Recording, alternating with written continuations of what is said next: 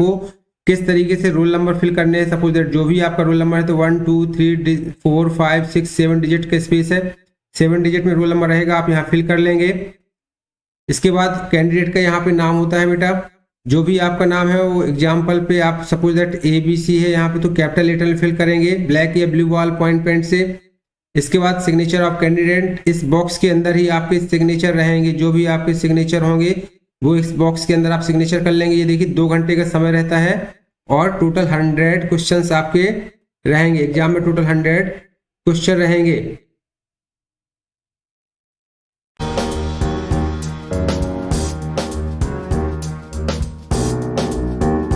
Subscribe कर लें। Online तैयारी यदि आप करना चाहते हैं इन चारों एग्जाम्स के लिए तो चैनल को सब्सक्राइब कर लीजिए, उसका नोटिफिकेशन का जो बटन होता है उसको भी प्रेस कर दीजिए ताकि हमारी जो भी क्लास आगे रहेगी उसका नोटिफिकेशन आपको मिलता जाएगा। हमारा चैनल ईसी इंडिया को आप सब्सक्राइब कर लें बेटा, आपको ऐसा ही पेपर मिलेगा। चलिए इसको हम पहला क्वेश्चन देखते हैं। पहले क्वेश्चन में क्या लिखा हुआ देखिए, इसमें लिखा है ये पहला खंड कहलाता है भिन्न आकृति परीक्षण। जो भिन्न आकृति परीक्षण यानी कि ओड मैन आउट परीक्षण कहलाता है। इसमें आपको इस तरीके से 4 आकृति दी गई हैं, ABCD करके 4 आकृति दी गई हैं। देखिए इन 4 आकृतियों में जो 3 आकृति हैं वो आपस में किसी न किसी तरीके से संबंधित हैं या रिलेटेड हैं आपस में एक दूसरे से। आपको ये देखना है कि एक आकृति जो 4 में से भिन्न है वो कौन सी भिन्न है। तो देखा बेटा, देखिए इसमें जो पहली आकृति है इसमें भी एक रेक्टेंगल है, वर्ग बना हुआ है जिसमें चारों कोनों पे एक एक आकृति बनी है। सेम बी में भी यही कंडीशन है और सी में भी 4 आकृति बनी हुई है। लेकिन जो आपका डी नंबर का ऑप्शन है इसमें ये आकृति भिन्न दिख रही है इन चारों में से। ये जो 4 आकृति दिख रही है देखिए आपको इन चारों आकृति में से ये आकृति आपको भिन्न नजर आ रही है। ये वाली आकृति इन चारों में देखिए ये जो 4 आकृति दी गई हैं इसमें हमारी ये भिन्न है, तो यही हमारा करेक्ट आंसर हो जाएगा। नेक्स्ट क्वेश्चन देखते हैं। नेक्स्ट क्वेश्चन दिया गया है भिन्न आकृति में से ही दिया गया है। देखिए 4 आकृति में से आप बताइए मुझे, ऑप्शन कमेंट करके आप भी बता सकते हैं। बहुत ही इंपॉर्टेंट क्वेश्चन है ये, आपको इनको पहचानना होता है कि 4 में से कौन सा भिन्न है। देखिए ये जो 3 आकृति हैं आपकी B, C और D ये आपस में संबंधित है, कहीं ना कहीं एक दूसरे से संबंधित हैं। ये देखिए जो एक एक लाइन ये सर्कल स्मॉल सर्कल बने हुए हैं, एक लाइन बनी हुई है, कोई भी डार्क शेडेड रीजन नहीं है। लेकिन जो पहली आकृति है इसमें देखिए एक ब्लैक एरो किया गया है और ये 2 लाइनें बनाई गई हैं। इस प्रकार से ये आकृति इसमें कैसी नजर आ रही है आपको, भिन्न नजर आ रही है, यानी कि ओड मैन आउट। यही हमारा करेक्ट आंसर हो जाएगा। क्वेश्चन नंबर 3 है। क्वेश्चन नंबर 3 की आकृति आपको देखनी है। ये सभी में एक एरो, इस लाइन के साथ देखिए एक एरो बना हुआ है, इस लाइन के साथ भी एक एरो बना हुआ है और इस लाइन के साथ भी एक एरो बना हुआ है। लेकिन ये आकृति एरो उल्टा बना हुआ है, तो हमारी भिन्न आकृति इसमें से कौन सी बन जाएगी बेटा। इसमें क्वेश्चन नंबर 3 की आंसर आकृति हमारी हो जाएगी नंबर C। चलिए आज हमारा सेशन वैसे भी थोड़ा सा लेट हो गया है, इसलिए हम थोड़ा सा फास्ट चलेंगे, कवर करेंगे। हम ज़्यादा लंबी क्लास नहीं रखते बेटा। हर पोर्शन में जिस तरीके से एग्जाम में पूछे जाते हैं क्वेश्चन उनको सॉल्व करते जाएंगे। तो ये JNV एग्जाम का जो पहला खंड होता है मानसिक योग्यता का ओड मैन आउट यानी कि भिन्न आकृति परीक्षा का चौथा क्वेश्चन है। देखिए इसमें से आपको पहचानना है 4 में से कौन सी आकृति भिन्न है, तो बताइए इसमें कौन सी आकृति भिन्न होगी। ये देखिए इसमें दोनों साइड ये डबल लाइन बनी हुई है, इसमें भी डबल लाइन बनी हुई है, इसमें भी डबल लाइन बनी हुई है, लेकिन इस साइड इस आकृति में सिंगल लाइन है। इसका करेक्ट आंसर हमारा क्या हो जाएगा, डी। करेक्ट ऑप्शन होगा डी, यही हमारी ओड मैन आउट यानी कि हमारी भिन्न आकृति हो जाएगी। इस तरीके से हमारा पहला खंड कंप्लीट होता है। सेकेंड खंड होता है, आपको इसमें बताना पड़ता है इस आकृति सादृश्यता आकृति परीक्षण, मतलब ये आकृति आपको दी गई है, ये क्वेश्चन आकृति कहलाती है आपकी और ये आंसर आकृति दी गई है साइड आपको इस क्वेश्चन आकृति के हिसाब से जैसी ये क्वेश्चन आकृति बनी है वैसी ही हूबहू आकृति आपको इन 4 में से एक बनी होगी। फाइंड आउट करनी है बेटा। देखिए इस रेक्टेंगल के अंदर 3 सर्किल बने हुए हैं, इसमें इस रेक्टेंगल में सर्किल बने हुए हैं लेकिन अंदर का सर्किल छोटा सर्किल 4 सर्किल है। ये आकृति आपकी देखिए और C नंबर की आकृति देखिए, D नंबर की आकृति देखिए। तो क्वेश्चन आकृति की जैसी मिलती हुई मैचिंग वाली आकृति आपको कौन सी मिलेगी, ऑप्शन बी। ऑप्शन बी हमारा करेक्ट आंसर हो जाएगा। बेटा जो ही बच्चे ऑनलाइन है कमेंट करके मुझे ऑप्शन बताते जाएं। जैसे ये 5वां हमने सॉल्व किया तो 5वें का डी है तो 5D आप या 5C या 5D जो भी ऐसे टाइप कर सकते हैं। तो हमारे 5वें का बी आंसर करेक्ट है, तो इसका 5B हो जाएगा। बेटा नेक्स्ट क्वेश्चन है आपका सादृश्यता परीक्षण से। देखिए इसमें क्वेश्चन नंबर 6 में ये देखिए जो आकृति बनी हुई क्वेश्चन आकृति, इसके जैसी मिलती जुलती आकृति हमारी कौन सी है हमारी, देखिए चारों आकृतियों में से ये आपका एग्जाम हॉल का लाइव पेपर है जो लास्ट ईयर हो चुका है। आप इसको मिस मत करिएगा, आपको पूरा आइडिया हो जाएगा यदि आपने पूरा सॉल्व कर लिया कि कितना इजी पेपर आता है। आप जो डरते हैं मानसिक योग्यता से, तो बहुत ही इजी पेपर आता है बेटा, इसको आप देख के पूरा हल कर सकते हैं। इसके जैसा ये आंसर ए, ये करेक्ट आंसर हो जाएगा। छठवें का ए आकृति हमारी इससे क्वेश्चन आकृति से मिलती जुलती आकृति है। क्वेश्चन नंबर 7 देखिए, क्वेश्चन नंबर 7 में ये क्वेश्चन आकृति से मिलती जुलती आकृति आपको बतानी है। ये दो तो वैसे ही देखने नहीं मिल रहे हैं, थोड़ा सा आपको देखिए सी और डी में डाउट होगा, लेकिन डी में ये एक्स्ट्रा लाइन यहाँ पे दी गई है, इस कारण से हमारा आंसर हो जाएगा करेक्ट आंसर सी। 7वें का करेक्ट आंसर क्या हो जाएगा बेटा, सी। 8वें का क्वेश्चन आप मुझे कमेंट करके बताइए 8वें का क्या होगा, फर्स्ट 8वें का ऑप्शन मुझे कमेंट करके बताइए क्या होगा इसका आंसर। 8वें का आंसर बताइए फास्ट।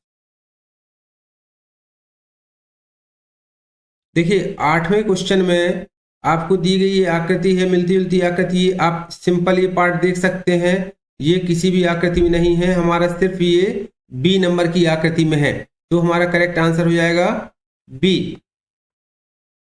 ओके, चलिए सेकंड खंड भी हमारा कंप्लीट होता है। आपको बता दें जवाहर नवोदय विद्यालय मानसिक योग्यता के आपके 40 क्वेश्चन होते हैं, वहीं आपके सैनिक स्कूल में आपके कितने 25 क्वेश्चन होते हैं, एकलव्य स्कूल में आपके 50 क्वेश्चन होते हैं मानसिक योग्यता परीक्षा के। ये तीनों ही बहुत ही इंपॉर्टेंट। एक द्रोण स्कूल आपका ज्ञानोदय स्कूल का एग्जाम भी होता है जिसमें भी मानसिक योग्यता के क्वेश्चन होते हैं। तो आपको कोई भी बच्चे हो, आप सभी इन एग्जामों की तैयारी करें, एक ही एग्जाम से आप सभी का एग्जाम भर सकते हैं। थोड़ा सा क्या है, एकलव्य और द्रोण स्कूल में SC ST बच्चों को ज्यादा उसमें आरक्षण होता है, तो आप उसमें भी यदि है तो आप वो तैयारी कर सकते हैं। चलिए नेक्स्ट क्वेश्चन, आपका जो नेक्स्ट पार्ट आता है ये देखिए आकृति प्रतिपूर्ति। इसमें आपको क्या करना है, फुलफिलमेंट करना है, आकृति फुलफिलमेंट, यानी कि इसमें आपको भरना है आकृति।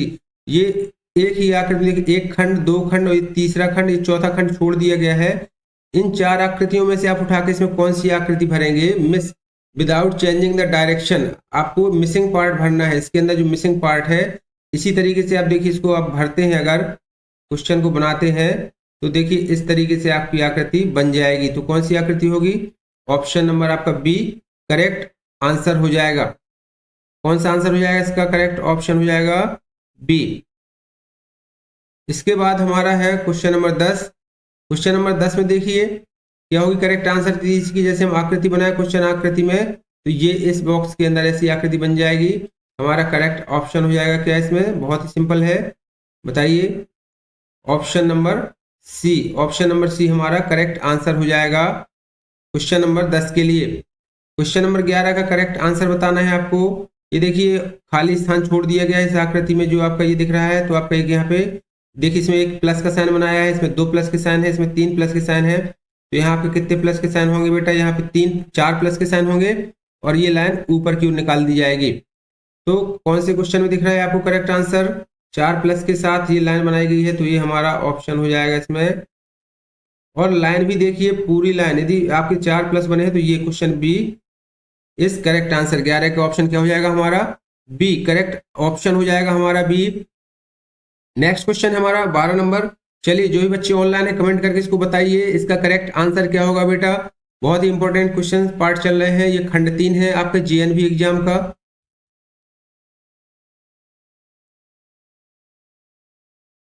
ये इसका करेक्ट ऑप्शन हो जाएगा इसका, बताइए क्या होगा इसका। ये देखिए आप इसको मिस, जो आपका ये आपका पोर्शन इसे मिस किया गया है, ये एक खंड है, 2 खंड, 3 खंड, इसको आप इस लाइन को मिला देंगे तो ऐसी 4 आकृतियों में से आपका कौन सा आंसर करेक्ट आंसर दिखाई दे रहा है, ए नंबर का। तो करेक्ट ऑप्शन हो जाएगा आपका ए। 12वें का क्या हो जाएगा, ए। देन इसके बाद आता है पार्ट नंबर 4। पार्ट नंबर 4 में आपको क्या पूछा गया, देखिए question number 13 to 16 there are there question figure on the left side and the space for the fourth figure in the blank question figure are in series। ये श्रृंखला परीक्षण है बेटा, सीरीज परीक्षण कहलाता है। ये आपको क्वेश्चन फिगर दिए गए साइड, ये आंसर यानी उत्तर फिगर दिए गए हैं। अब ये 4 जो फिगर दिए गए बेटा, इसमें 1 2 3 ये रिलेटेड है, आपस में एक दूसरे से संबंधित हैं, एक श्रृंखला में संबंधित है, यानी एक श्रृंखला बनाते हैं। तो उसी श्रृंखला का अगला पद यहाँ पे कौन सा आएगा, आपको इन 4 में से एक सिलेक्ट करना है। देखिए ये पहले में एक सिंगल एरो बना है, इसमें ये डबल एरो बने हुए हैं, वही इसके बाद अपोजिट डायरेक्शन में है, यानी कि ये अपोजिट, एक बार इस डायरेक्शन में, एक बार इस डायरेक्शन में, फिर इस डायरेक्शन में, तो अगले किस डायरेक्शन में आएगा, इस डायरेक्शन में आएगा। तो इन चार में से आप एक ऑप्शन सिलेक्ट कर लेंगे, कौन सा करेक्ट ऑप्शन हो जाएगा हमारा बी। ओके बेटा, सबको समझ में आ रहा है। चलिए नेक्स्ट हम करते हैं, इसमें नेक्स्ट क्वेश्चन देखते हैं।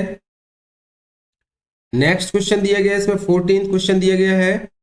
आपको ये श्रृंखला दी गई है, एक श्रृंखला दी गई है, आपस में तीनों एक श्रृंखला में संबंधित हैं। इसी श्रृंखला के आधार पर चलेंगे तो हमारा नेक्स्ट क्वेश्चन मार्क यह कौन सा ऑप्शन करेक्ट होगा। देखिए इसमें एक सर्किल और एक एंगल है, इसमें दो सर्किल दो एंगल है, इसमें तीन सर्किल तीन एंगल है, तो नेक्स्ट में क्या होना चाहिए हमारा, देखिए इस तरीके से तीन एंगल हो जाएंगे और चार एंगल और चार सर्किल होंगे, तो करेक्ट ऑप्शन हो जाएगा हमारा बेटा कौन सा, इसमें option number B. Option number B will be correct answer. चलिए नेक्स्ट देखते हैं 15 क्वेश्चन।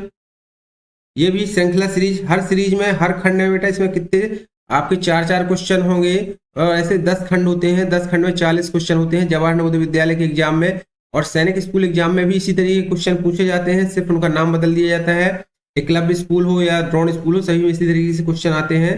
तो क्वेश्चन का पैटर्न यही रहेगा, जो आपकी श्रृंखला से संबंधित होते हैं, श्रृंखला परीक्षण से पैटर्न यही रहता है। चलिए ये श्रृंखला बताइए किस आधार पर संबंधित है। देखिए इस श्रृंखला में 1 2 3 4 रेक्टेंगल थे और एक अंदर सर्किल था। उसके बाद 1 2 3 रेक्टेंगल और 2 सर्किल हो गए। इसके बाद 1 2 रेक्टेंगल हो गए, 3 सर्किल हो गए। तो अगली बार क्या होगा हमारा बेटा, इसमें देखिए एक रेक्टेंगल बचेगा और सर्किल कितने हो जाएंगे अंदर, 4 हो जाएंगे। तो करेक्ट ऑप्शन हो जाएगा D. D is the correct option. Next देखते हैं क्वेश्चन नंबर 16। क्वेश्चन नंबर 16 में देखिए इसमें एक सर्किल एक बिंदु, इस सर्किल के दोनों तरफ बिंदु। अब इसके बाद एक सर्किल बढ़ा दिया गया, तो अगली बार क्या होगा, इसमें एक बिंदु बढ़ जाएगा। दोनों सर्किल के बाद क्या हो जाएगा बेटा, इसमें देखिए एक बिंदु बढ़ रहा है, एक बार सर्किल बढ़ रहा है, तो इस बार सर्किल बढ़ गया, तो अब इस बार अगली बार क्या बढ़ेगा, एक बिंदु यहाँ बढ़ जाएगा। तो ऑप्शन नंबर सी करेक्ट हो जाएगा। हमारा करेक्ट ऑप्शन क्या हो जाएगा 16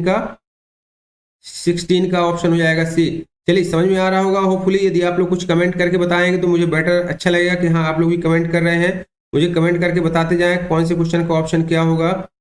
प्लीज आप कमेंट करेंगे तो बेटर रहेगा। चलिए नेक्स्ट देखते हैं, नेक्स्ट क्वेश्चन बताइए। इसमें नेक्स्ट क्वेश्चन बताइए। चलिए नेक्स्ट क्वेश्चन हमारा पार्ट 5 आ चुका है। पार्ट 5 में आपको ये भी एक आपकी क्या है, ये तुल्यरूपता रिलेशनशिप दी गई है, उसी से रिलेटेड है। ये जो आपकी कहलाती है तुल्यरूपता कहलाती है। ये जो साइन बना है उस साइन के पहले ये 2 फिगर दिए गए हैं और इस साइन के पहले आपके 2 फिगर दिए गए हैं। तो जिस तरीके से पहले ये 2 फिगर आपस में संबंधित है बेटा, उसी तरीके से ये फिगर इससे संबंधित होना चाहिए। यानी कि इस साइन या फिर जो 4 बिंदु के साइन होता है, तुल्यरूपता वाला साइन होता है, इसके पहले जो ये 2 फिगर दिए गए हैं आपस में एक दूसरे से संबंधित हैं। वैसे ही ये फिगर जिस तरीके से है उसी तरीके से अगला फिगर आएगा। देखिए इसमें क्या था, ये लाइन बनी हुई थी, इस लाइन को इन्होंने क्या किया, एक क्लॉकवाइज में रोटेट किया इसको, और ये जो एरो अंदर की ओर थे इनको कहाँ कर दिया गया, बाहर की ओर कर दिया गया। तो आपको भी क्या करना पड़ेगा, इस एरो को रोटेट करना पड़ेगा क्लॉकवाइज में, और ये जो अंदर की ओर एरो है ये सब कहाँ की ओर हो जाएंगे, आपके ये एरो जो है वो कैसे होने चाहिए, इसके एरो आपके बाहर की ओर होने चाहिए। तो ये देखिए, और ये ऊपर की ओर जो अंदर की ओर, देखिए इसमें जो अंदर की ये एरो आए थे रोटेट किया गया, ये नीचे साइड आ गए हैं और ये वाले एरो बाहर की ओर चले गए हैं। तो आपके ये एरो कहाँ चले जाएंगे, नीचे की ओर चले जाएंगे इस तरीके से, और ये एरो आपके ऊपर की ओर निकल जाएंगे। तो करेक्ट ऑप्शन आपका क्या हो जाएगा, option number B. Option number B correct हो जाएगा 17 के लिए। चलिए 18 क्वेश्चन देखते हैं। 18 क्वेश्चन में दिया गया है आपको ये इस साइन के पहले 2 साइन जो 2 फिगर क्वेश्चन फिगर है, ये देखिए इसमें किस तरीके से संबंधित है, 2 एरो है, सेम डायरेक्शन में है। अब इनने क्या, नहीं सेम डायरेक्शन नहीं, ये एक एरो इस तरीके से होलो में, और एक ये सॉलिड एरो है, ये सॉलिड एरो इस तरीके से बना हुआ है। आप देखिए फिगर में एक साइड, और दूसरा भी इस तरीके से बना हुआ है। नेक्स्ट फिगर में क्या कर दिया गया है, इनने पहले एरो को सेम रखा हुआ है और दूसरे एरो को उन्होंने क्या कर दिया, सॉलिड साइन को ऊपर कर दिया गया, यानी इसको आपने जस्ट क्या कर दिया, इसको उल्टा कर दिया है। तो इसी तरीके से हमने क्या करना है, जो आपका इस साइड का एरो है ये और एक ये एरो, दोनों ये देखिए एरो, एक एरो ये इक्वल है वैसे ही रहेगा, ये है इसमें, और अगले एरो को इसने क्या कर दिया, रोटेट कर दिया गया बेटा इस साइड। तो हमारा ऑप्शन हो जाएगा करेक्ट ए हमारा यहाँ पे फिल हो जाएगा। नेक्स्ट क्वेश्चन है हमारा 19th क्वेश्चन। 19th क्वेश्चन में देखिए इस सर्किल के अंदर आकृति बनी हुई है, इसको हमने क्या किया है फिगर में, जो नेक्स्ट फिगर है इसका, इसको रोटेट किया है एंटी क्लॉकवाइज में बेटा, इसको फिगर को रोटेट किया एंटी क्लॉकवाइज में, और बाकी संरचनाएं सेम टू सेम है। इसी तरीके से हमें क्या कर देना है, इसको भी आकृति को यदि हम रोटेट करते हैं तो इस तरीके से हमारी ये आकृति बन जाएगी, दोनों लाइनें इधर आ जाएंगी और ये एरो के साइन इधर पे आ जाएंगे, यहाँ प्लस के साइन आ जाएंगे। देखिए कौन सी आकृति मिल रही है इस तरीके से, सेम ऐसी ही आकृति आपको मिलती होनी चाहिए। तो हमारा करेक्ट ऑप्शन कौन सा बन रहा है इसमें, option number A, option number A correct हो जाएगा इसमें। इसी तरीके से क्वेश्चन नंबर 20 देखिए, क्वेश्चन नंबर 20 में देखेंगे यदि, तो इसकी जो आपकी आकृति है ये देखिए, पहली आकृति और दूसरी आकृति में किस तरीके से संबंधित है। पहली आकृति में को दूसरी आकृति के बाद जब किया गया तो एक लाइन करके इसमें भी आपके ये रेक्टेंगल नुमा आकृति बनाई गई है, तो आपको सेम ऐसे इसमें ही करना पड़ेगा। एक रेक्टेंगल है, जो आकृति जैसी थी वैसी ही रहेगी, और शेडेड जो खाली पोर्शन था उसके अंतर्गत आपको ये आकृतियां बनानी पड़ेगी। तो आपका करेक्ट ऑप्शन कौन सा हो जाएगा, ऑप्शन नंबर सी, 20 का ऑप्शन हो जाएगा आपका सी। चलिए नेक्स्ट पार्ट देखते हैं। नेक्स्ट पार्ट में क्या दिया होता है आपको, ये ज्योमेट्रिकल फिगर, यानी कि आपको जो मैथमेटिकल फिगर होते हैं जिसे हम ज्यामिति कहते हैं, उसमें आपको वृत्त या सर्किल या जो आपका रेक्टेंगल और स्क्वायर आकृतियां होती हैं उनको फिल करना पड़ता है, यानी कि उसकी कटी हुई उसको एक हिस्सा उसका छोड़ दिया जाता है। जैसे ये क्वेश्चन फिगर है यहाँ पे, और ये इसके 4 आंसर फिगर दिए गए हैं यहाँ पे बेटा। ये आपको क्या दिया गया इस क्वेश्चन में, ये सर्किल, यदि हम इसको कंप्लीट एक सर्किल बनाते हैं इस तरीके से, इस सर्किल इस आकृति को पूर्ण करने के लिए हमें ये सर्किल पूरा करना पड़ेगा। तो जो आकृति इन 4 में से एक आंसर आकृति है, कौन सी आकृति में उठा के यहाँ रख दें ताकि हमारी संरचना पूरी हो जाए। तो ऑप्शन नंबर बी को देखिए, यदि हम यहाँ फिट कर दें तो हमारी संरचना पूरी हो जाएगी। तो करेक्ट ऑप्शन हो जाएगा 21 का बी। नेक्स्ट क्वेश्चन है हमारा 22। नेक्स्ट क्वेश्चन है हमारा 22। ये एक रेक्टेंगल वाली आकृति है, इस रेक्टेंगल को यदि हमें फिल करना है बेटा तो हम क्या कर रहे हैं, देखिए यदि हम इसको इस तरीके से उठाते हैं और एक कंप्लीट रेक्टेंगल बना दें इस तरीके से, तो हमारी ऑप्शन फिगर में से देखिए कौन सी आकृति यहाँ लग जाएगी, ये option number A, option number A इसमें फिट हो जाएगा। 23 का यदि हम देखें बेटा तो इसमें आपको देखिए इसमें भी एक रेक्टेंगल आकृति दी गई है, यदि ये लाइन हम यहाँ मिला दें तो ये अधूरी संरचना को पूरा करने वाली आकृति कौन सी होगी इसमें, ऑप्शन नंबर डी। बहुत ही सिंपल क्वेश्चंस आते हैं, आप जब एक बार इसको देख लें तो आपको क्लियर हो जाएगा। और इसी तरीके से हम चलते 24 के लिए। अभी भी आपने यदि हमारा चैनल सब्सक्राइब नहीं किया तो प्लीज सब्सक्राइब कर लें और नोटिफिकेशन भी प्रेस कर दें। इस चैनल के मैंने नीचे आपको टेलीग्राम चैनल की लिंक दे रखी है, आप वहां पर जाकर इसकी PDF फाइल डाउनलोड कर लेना, और ये पेपर ओरिजिनल पेपर है 24 का, आप इसको बैठ के सॉल्व करिए, बहुत ही इंपॉर्टेंट क्वेश्चन है। चलिए फिर हम इसमें देखते हैं इस संरचना को, ये क्वेश्चन फिगर है आपका, ये आपका आंसर फिगर है। इन 4 में से आप कौन सी संरचना उठा के इस फिगर में फिट कर दें ताकि ये कंप्लीट आपका स्क्वायर बन जाए, या ये कंप्लीट आपका वृत्त वो आयत वर्ग बन जाए।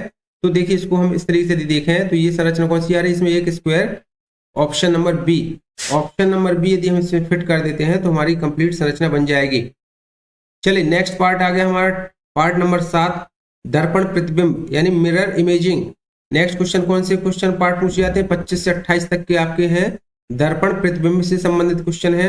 यानी कोई भी आकृति जब शीशा के सामने आप रखते हैं तो उसकी संरचना कैसी बनती है, आपको पता होना चाहिए। शीशा के सामने कोई भी आकृति बनती है तो जस्ट कैसी बनती है, यदि टी की आकृति हम शीशा के सामने बनाएंगे तो टी ऐसा बनेगा, यदि आप ई इसके सामने रखेंगे तो ई कैसा बनेगा, आपका ई उल्टा बन जाएगा। तो ऐसे आपको नॉलेज होना चाहिए। तो इसी तरीके से आपको बताना है ऑप्शन 23 का ऑप्शन क्या होगा। तो सबसे पहले देखिए पी बनेगा, पी हमारा कैसा बनेगा, शीशे के सामने उल्टा बन जाएगा, भी वैसे ही बनेगा, ए वैसे बनेगा। तो करेक्ट आंसर आपका हो जाएगा इस तरीके से जो संरचना बनेगी, कौन सा बताइए, ऑप्शन नंबर बी। QVA, इस तरीके से आपका ऑप्शन बन जाएगा, करेक्ट ऑप्शन बी हो जाएगा। देन उसके बाद आपका है 26 क्वेश्चन में शीशे के सामने आपकी आकृति बनेगी तो कैसे बन जाएगी ये, देखिए इस साइड आपका उल्टा हो जाएगा शेडेड रीजन, यहाँ पे आ जाएगा इस तरीके से शेडेड पोर्शन आ जाएगा, नीचे लाइन आपकी ये इस तरीके से बन जाएंगी, और फिर क्या हो जाएगा इस साइड आपके जो एरो है ये ब्लैक शेड पोर्शन है ये साइड आ जाएंगे, और ई भी उल्टा बनेगा। ई कैसा बनेगा आपका शीशे में, उल्टा बन जाएगा। तो आपकी करेक्ट आंसर वाली संरचना क्या हो जाएगी, ऑप्शन नंबर सी। क्लियर है? ओके, चलिए कंटिन्यू करते हैं इसको, कंटिन्यू करते हैं क्वेश्चन नंबर 27 को। 20 नंबर 7 में देखिए, 27 में आपके सामने शीशे में ये आकृति आप रखते हैं अगर, तो ये संरचना कैसी बन जाएगी, दो ये सर्कल यहाँ आ जाएंगे, अंदर वाले सर्कल की संरचना सेम रहेगी, और ये सर्कल कॉर्नर पे जाएगा। देखिए कौन सी आकृति आपकी मिलती है, तो इसमें आपकी 4 ऑप्शन में से करेक्ट आंसर आपका हो जाएगा option number B. Option number B आपका करेक्ट ऑप्शन हो जाएगा, यही इसकी करेक्ट संरचना होगी। चलिए नेक्स्ट क्वेश्चन देखते हैं 28 क्वेश्चन में देखिए आकृति कैसी बनेगी, ये एरो आपका है तो उल्टा बन जाएगा इस तरीके से, सर्कल यहाँ जाएगा, और 7 आपका इस तरीके से बनेगा। तो देखिए ऑप्शन आपका कौन सा मिल रहा है, इसमें कोई संरचना मिल रही होगी इस तरीके से, कौन सा, ये देखिए ऑप्शन नंबर आपका बी। ऑप्शन नंबर बी आपका करेक्ट ऑप्शन हो जाएगा इसमें। नेक्स्ट क्वेश्चन देखते हैं पार्ट 8 में आ जाता है आपका, ये पेपर कटिंग से संबंधित होता है, पेपर फोल्डिंग अनफोल्डिंग कहलाता है। यानी कि आपको एक पेपर दिया रहेगा कोई भी साइज का, उसको आपको फोल्ड करना होता है, 2 या 3 फोल्ड करके उसमें कट लगा देते हैं, फिर पुनः जब आप उस पेपर को खोलते हैं तो आपकी संरचना कैसी बनेगी, आपको इस 4 आकृति में से बताना पड़ता है। ये क्वेश्चन आकृति होती है बेटा, इसमें से क्वेश्चन आकृति देखिए, एक कागज है इस तरीके से, रेक्टेंगुलर कागज था ये पहले, उसको हमने फर्स्ट टाइम ऐसे फोल्ड किया, सेकंड टाइम पे इसको इस तरीके से फोल्ड कर दिया, और फिर उसमें एक यहाँ से कट लगा दिया। अब यदि हम इस कागज को पुनः ओपन करेंगे तो इन 4 में से कौन सी संरचना बनाई देगी, हम दिखाई देगी। देखिए एक सर्कल तो यहाँ बन जाएगा, एक सर्कल यहाँ बन जाएगा, एक सर्कल यहाँ बन जाएगा आपका, एक सर्कल यहाँ बन जाएगा, तो ऐसे 4 सर्कल बनेंगे। Option number B correct option हो जाएगा। नेक्स्ट इसके बाद है क्वेश्चन नंबर 30। क्वेश्चन नंबर 30 में जो आपकी संरचना देखिए बन रही है, कौन सी संरचना बन रही है, इसको आपने पहले फर्स्ट में इस तरीके से फोल्ड किया इस कागज को, सेकंड फोल्ड आपने इस तरीके से फोल्ड कर दिया, और उसमें एक इस तरीके से कट लगाया हुआ है कागज में। यदि इस तरीके से कट लगाया, जब इसको आप खोलेंगे देखिए तो इस तरीके से एक यहाँ सर्कल बन जाएगा, एक यहाँ आकृति बन जाएगी, और एक यहाँ आकृति बन जाएगी। तो ऑप्शन नंबर आपका सी क्या हो जाएगा, करेक्ट आंसर हो जाएगा। ओके, चलिए इसके बाद हम क्वेश्चन नंबर नेक्स्ट देखते हैं। क्वेश्चन नंबर नेक्स्ट 31 में देखते हैं। क्वेश्चन नंबर 31 में इस कागज का पहला फोल्ड दिया गया, दूसरा फोल्ड दिया गया, और तीसरे फोल्ड में उसको यहाँ से एक कट लगा दिया। ये कट लगाया जब, अब आप इसको जब ओपन करेंगे बेटा तो कैसी आकृति बनेगी, एक यहाँ सर्कल बन, एक कट लग जाएगा इस तरीके से, एक ऐसा कट यहाँ लगेगा, इसी तरीके से एक कट यहाँ बन जाएगा और एक कट यहाँ बन जाएगा। तो ऑप्शन नंबर आपका कौन सा करेक्ट हो जाएगा, C. Option number C will be correct. चलिए नेक्स्ट 32 में आते हैं। 32 में आपकी ये रेक्टेंगुलर साइज में आपने एक टर्न में आपने फोल्ड किया कागज को, एक ऐसा फोल्ड किया मोड़ा, और फिर ये इस तरीके से हमने यदि इसको कट लगा दिया इस स्थान पे, अब आप इसको खोलते हैं तो ऐसे आपको कितने कट दिखेंगे बेटा, 4। चारों कॉर्नर पे ऐसे आपको कट दिख जाएंगे। तो हमारा करेक्ट ऑप्शन क्या हो जाएगा इसमें, सी हमारा करेक्ट ऑप्शन हो जाएगा।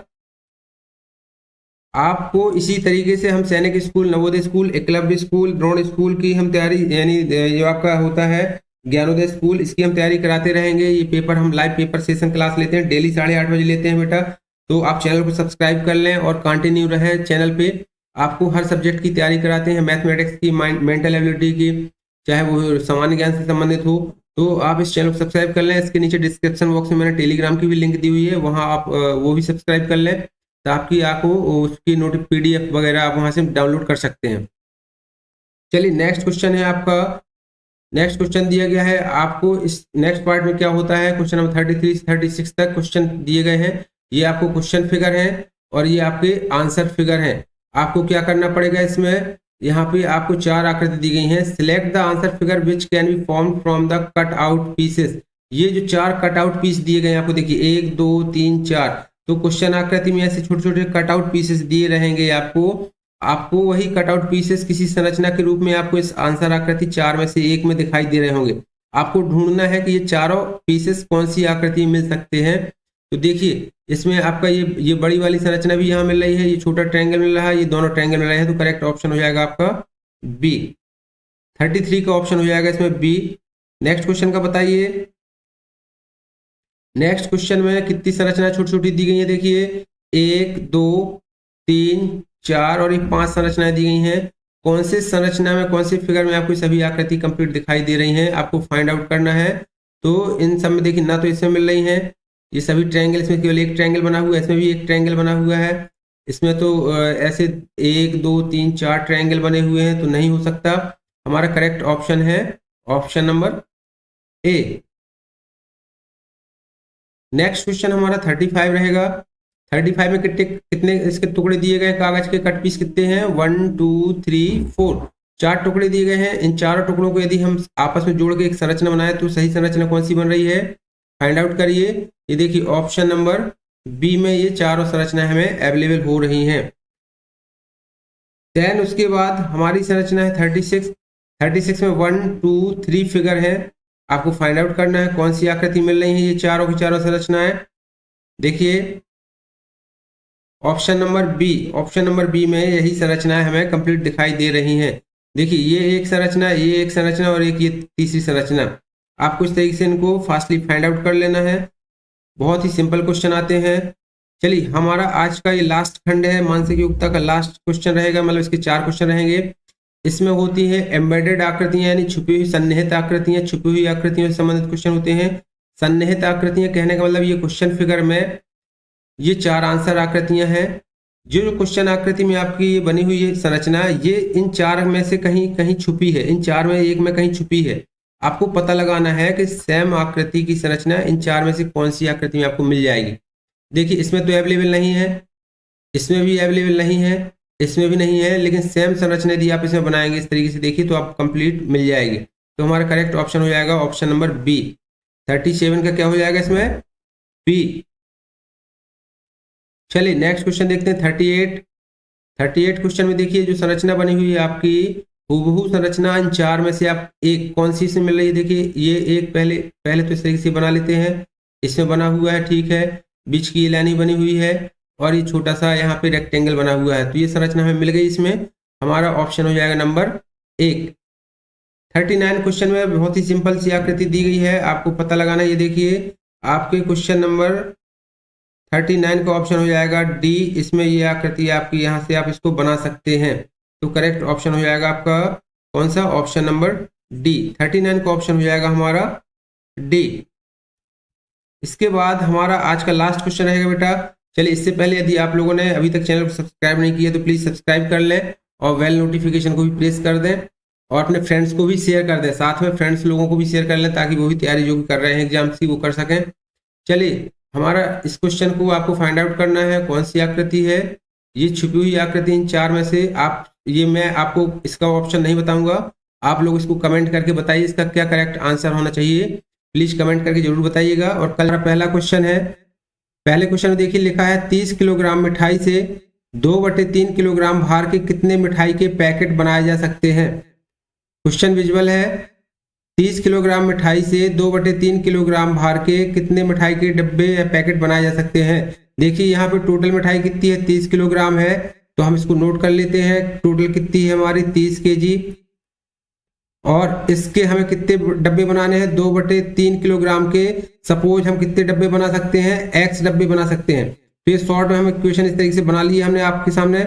अब इसको हम जस्ट x की वैल्यू फाइंड कर लेंगे। तो x की वैल्यू फाइंड करने के लिए क्या करेंगे हम, देखिए यहाँ पे x का इंटू कहाँ हो जाएगा, 2 में हो जाएगा, तो 2x हो जाएगा और 3 का इंटू इस साइड होता है, तो ये 2x बराबर क्या हो जाएगी हमारी इक्वेशन, 30 × 3 करेंगे तो 90। इस तरीके से आपकी x की वैल्यू क्या निकल आएगी, 90/2, 30 × 90 और ये निकल आएगी 2, 2 यहाँ से कट जाएगा 45। तो आंसर आ जाएगा आपका 45।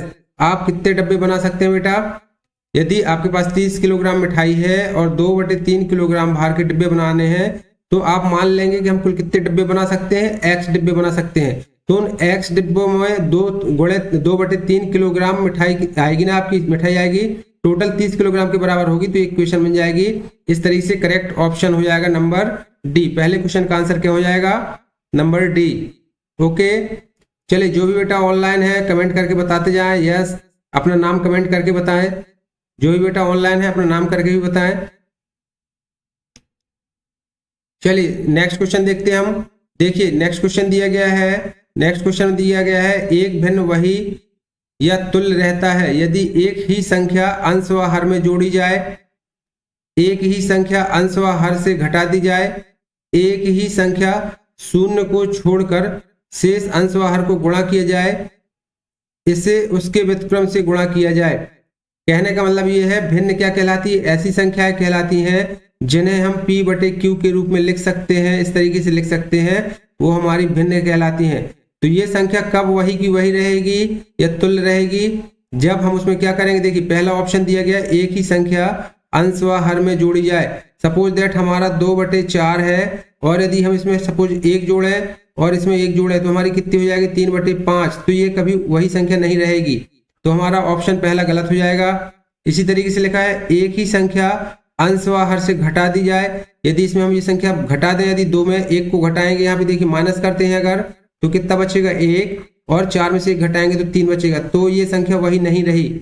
इसी तरीके से हम अगली संख्या देखते हैं, एक ही संख्या जो शून्य को छोड़कर, जो शून्य ना हो, से अंश व हर को गुणा किया जाए। सपोज दैट देखिए हमने यहाँ पे यदि 2/4 थी और इसमें हम किसी एक ही संख्या से गुणा करते हैं, सपोज दैट 2 से, तो 2 दूनी 4 हो जाएगा और नीचे 4 दूनी 8। इसको हम फिर से काटते हैं तो 2 दूनी 4, 2 चौको 8, तो फिर से 2/4 आ गया हमारा। इसका मतलब है हमारा यही ऑप्शन नंबर 3 करेक्ट हो जाएगा।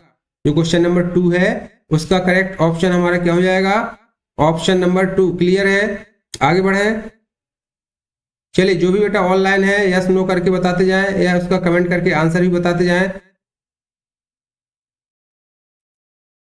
चलिए हम नेक्स्ट क्वेश्चन देखते हैं बेटा। नेक्स्ट क्वेश्चन दिया गया है हमारा, इसमें नेक्स्ट क्वेश्चन दिया गया है, एक वस्तु को कितने रुपए में बेचा गया? 2540 रुपए में बेचने पर जो लाभ प्राप्त होता है वही उसी वस्तु को 1850 रुपए में बेचने पर जो हानि होती है। गुड इवनिंग बेटा, गुड इवनिंग विक्की। चलिए हम आज नवोदय के पेपर सॉल्व कर रहे हैं, चलिए कंटिन्यू रहिएगा। देखिए हमारा थर्ड क्वेश्चन है, एक वस्तु को 2540 में बेचने पर जो लाभ प्राप्त होता है वही उसी वस्तु को 1850 रुपए में बेचने पर जो हानि होती है के बराबर है। यानी कि जो हानि हो रही है और जो लाभ हो रहा है दोनों बराबर हो रहे हैं, तो उस वस्तु का क्रय मूल्य बताइए। क्या होगी उस वस्तु का क्रय मूल्य? देखिए हम मानते हैं दोनों बराबर बराबर है, यानी कि यदि एक वस्तु को 2540 में क्या किया गया, यहाँ पे देखिए 2540 में बेचा जाता है और 1850 में उसे क्या किया जाता है? फिर से बेचा जाता है। यदि हम दोनों रेट पे बेचते हैं तो जो लाभ होता है और जो हानि होती है दोनों क्या है? लाभ और हानि दोनों बराबर है। यानी कि यदि हम इन दोनों का डिफरेंस फाइंड कर ले तो डिफरेंस कितना होता है? इन दोनों की वस्तुओं को बेचने पर, बार बार बेचने पर कितना लाभ होता है? ओके सभी लोग ज्वाइन करें, थैंक यू, सभी लोग ज्वाइन करें। देखिए हम 2540 से 1850 को यदि माइनस करते हैं तो शून्य आ जाएगा, 14 में से 5 जाएंगे तो यहाँ 9 आ जाएगा, यहाँ बचेगा कितना? 4 बच जाएगा, तो 14 में से 8 जाएंगे तो फिर से क्या बच जाएगा? यहाँ पे 8 6 14, यानी 690। दोनों में 690 का डिफरेंस है और लाभ बराबर x के। यदि हम x लाभ मान लें और x हानि मान लें तो टोटल हमारे कितने? 2 पार्ट बटना है, यानी कि x और x 2x हो जाएंगे। तो हमें कितना मिल जाएगा? हमें यदि हम इसकी x की वैल्यू निकालना चाहें तो ये बराबर होगा, जो 690 हमारी रुपए निकले, 690 दोनों के बीच का गैप निकल रहा है वो 2x के बराबर है। तो x बराबर क्या हो जाएगा हमारा? 690/2 और इसको काट देंगे हम तो 2 3 6, 2 चौको 8, 2 पंचे 10, 345। ये क्या हो गया? 345 रुपए उसका या तो लाभ होगा या हानि, दोनों बराबर है। तो 345 का लाभ भी होगा और 345 की हानि होगी। तो इसी तरीके से पूछ रहा क्वेश्चन, वस्तु का क्रय मूल्य क्या होगा? वस्तु का क्रय मूल्य क्या होगा? तो हम उसको जो कम से बेचने में 18 से यदि वो 50 में हम उसको बेचते हैं तो उसको हानि लाभ बराबर दोनों हो रहे हैं, तो 345 इसमें जोड़ देंगे हम तो कितना जाएगा? 5 और 5 में से 4 5 और 4 कितने हो जाएंगे 9, 8 3 11 और 1 1 2, 2195। इसका आंसर हो जाएगा आपका 2195 रुपए, यानी कि जो वो वस्तु का क्रय मूल्य होगा वो 2195 होगा, क्योंकि उसे बेचने और खरीदने दोनों में ही बराबर का या तो लाभ हो रही है या हानि हो रही है। चलिए हम नेक्स्ट क्वेश्चन देखते हैं बेटा। नेक्स्ट क्वेश्चन दिया गया है, यदि बताइए, आप लोग भी साथ में कैलकुलेशन करिए, रफ पेन लेके बैठी मेरे साथ में, तभी आपको अच्छे से समझ में आएगा। आप भी मेरे साथ सॉल्व करते चलिए। चलिए हम नेक्स्ट क्वेश्चन की ओर चलते हैं।